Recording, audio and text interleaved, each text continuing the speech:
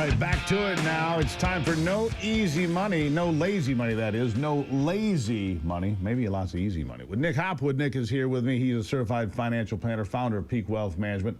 Nick and his team of CFPs have helped hundreds of clients retire with peak confidence. Visit peakwm.com. And by the way, you can scan the QR code on your TV when it comes up today for a free Social Security analysis from Nick. Nick is with us now. Nick, nice to see you. Hey, Steve, I do like no lazy money, but maybe we should change it to easy money. I like that. Yeah, I like that. Easy money. Easy money. Nick Hopwood is here with us right now. And I make the comment about a free Social Security analysis. Look, right now it's been bumpy. The markets are up right now, but they were down here. Back in April, they were way down. Gold is on fire. Makes some people nervous, makes other people happy. Now is a great time. If you're retiring, or you're thinking about where Social Security is going to fit in, you can go through that and sort it out, because we've had this conversation. Do I take Social Security when I first can at 62? Do I wait till I'm 65? Do I do it when I'm 70? I mean, these are important questions, and it really depends on the situation, doesn't it? It does. And the first thing I ask myself is, am I still working, in terms of that Social Security question? Because if you're still working, you really have to wait. Unless you're over 67, you'd be penalized if you took Social Security while you're still working. The next thing is, how's my health? How's my longevity in my family? Right? If you tell me when you're going to die, I can tell you exactly when to take Social Security. Yeah. So that's really important. And then the third point are the tax opportunities. So if you are delaying Social Security, not only do you get more, and also do you protect your spouse for longevity, but you can do Roth conversions, you can do low rate IRA withdrawals. And then the last point I would make is that break-even age. So if you take it at 62 versus 65, the break-even age is about 77 and a half, or 62 versus 67, 78 and a half, or finally 62 versus age 70, that's 80 and a half. So it is a long time until you reach the break-even age. It is, but in my family, like 3 of my 4 grandparents lived into their 90s. So, for me, I'm thinking, I got a pretty good chance, right? I mean, Yeah, so if and you don't Ivy's like probably, me, too bad, So Steve, if you delay, that's great for your own benefit, but Right. also Ivy's probably going to live to like 110. Right. So if you delay, you're protecting her. There you go. There you go. Ivy probably will be 100. All right, so today is speaking of good things. Today's the last day of the quarter. S&P 500 up more than 10%, I understand. What does history tell us about this? I think you've got a chart to show us. Share this with me. Yes, thank you, Anthony. So this chart is showing, and I know there's a lot of numbers here, but I'll just give you the lowdown overview here. So here we are at the last day of the quarter. The S&P is up 13% year to date. Man, So that's good. It's happened 30 times since 1950, when we're up double digits by the end of the third quarter.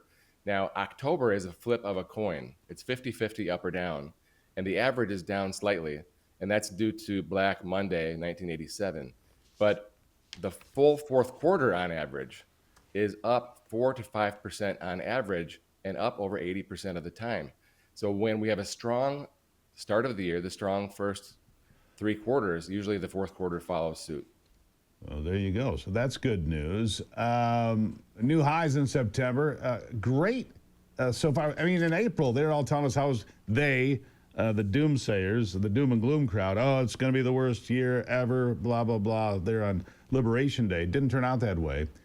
Right? Earnings, in fact, continue to climb. You've got another chart I'd like to share with the folks here. Earnings continue to go up. So this whole thing about, it's going to be a terrible year, it's going to be the worst year since 1930. You remember all the stuff they were saying, Nick. You and I were a little nervous. I get that. But none of those things happened, did they? They didn't. And people say, well, how could the market continue going up at this pace, 2023, 24, and now 25?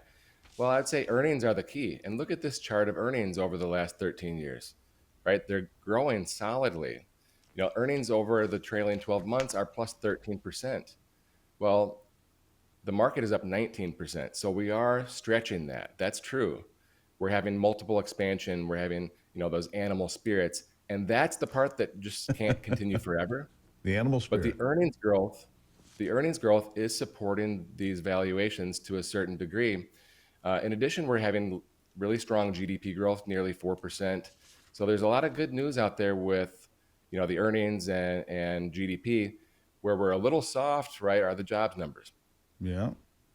I just saw another thing here, though. New home sales up 20%. Biggest rise in years. The numbers were released yesterday. To me, that's good news. Construction's up. Housing is up. By the way, the government shutdown. People talking about that today.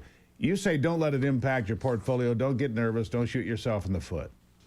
Yeah, Steve, just like you were saying a minute ago with the tariff tantrums back in April, if you sold out at the end of March or early April, Oof. you missed.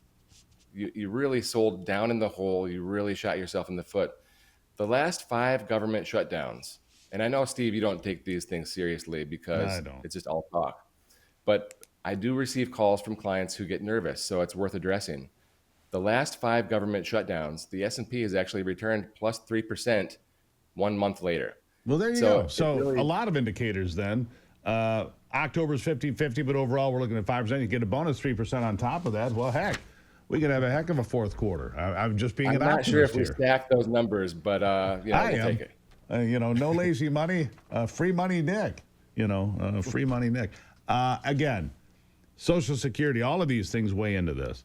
If you're, within striking distance of Social Security, which, look, October's my birthday month. I'm getting closer by the minute.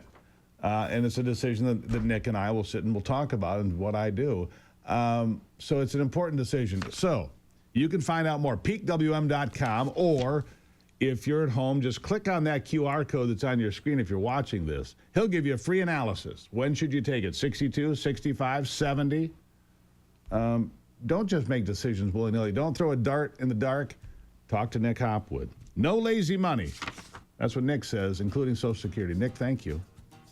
Thank you, sir. PeakWM.com, again, that QR code. Go ahead, click on that. Free Social Security evaluation right now. All right? Right now. We'll take a break. We'll be back on the Steve Gruber Show.